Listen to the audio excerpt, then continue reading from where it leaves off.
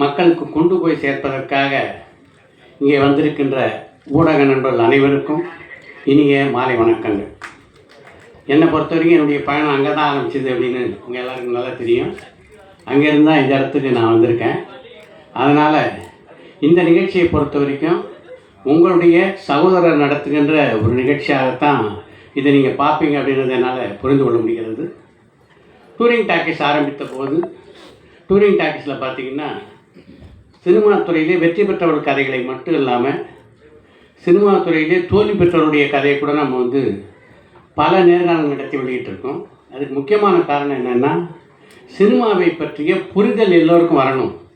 ஒவ்வொருத்தருடைய அனுபவத்திலேருந்தும் தெரிந்து கொள்வதற்கு நிறைய விஷயங்கள் இருக்குது. அப்படின்றதுனால தான் அந்த நிகழ்ச்சிகள் எல்லாமே அந்தளவுக்கு சிறப்பாக அமைந்தது.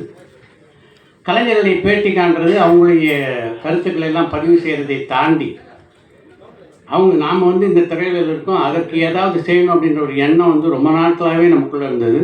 அதனுடைய வெளிப்பாடு தான் இன்றைக்கு ஃப்ரேம் அண்ட் ஃபேம் அவார்ட்ஸ்.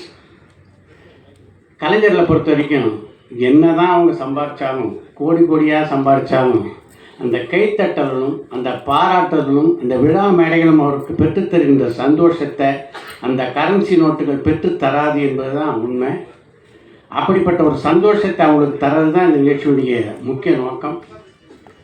இப்படி ஒரு விழா நடத்தும்போது அதுக்கு இப்போ இந்த வரவேற்பாளர் பாரத் சொன்ன மாதிரி, யார் விழாவுக்குரிய விருதுக்குரியவர்களை தேர்ந்தெடுப்பதற்கு ஒரு தகுதி வேணும் இல்லையா? அப்படிப்பட்ட ஒரு குழு அமைக்கிறது ரொம்ப முக்கியம் அப்படின்னு நினச்சோம். இந்த ஜூரி குழுவுக்கு திரு பாக்யராஜ் அவர்கள் தலைமையேற்றிருப்பது நிஜமாகவே டூரிங் டாக்கீஸையும் பெருமைப்படுத்துகிறது. அந்த விழாவிலே விருது பெறக்கூடிய கலைஞர்களையும் பெருமைப்படுத்துகின்ற ஒரு விஷயமாக அமைந்திருக்கு அப்படின்னு நான் நினைக்கிறேன்.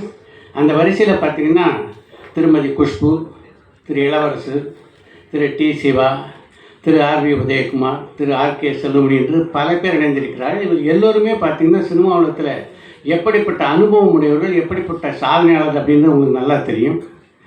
இத்தனை பேருடைய ஆசையோடு இந்த நிகழ்ச்சி வருகின்ற ஜனவரி மாதம் 25ஆம் தேதி என்று காமராஜர் அரங்கில் நடைபெறவிருக்கிறது.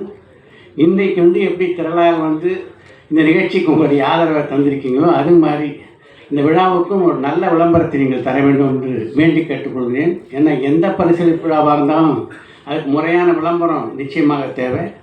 நீங்கள் இந்த விழாவிலே எனக்கு உறுதுணையாக இருப்பீர்கள் என்ற நம்பிக்கையோடு விடைபெறுகிறேன். நன்றி, வணக்கம்.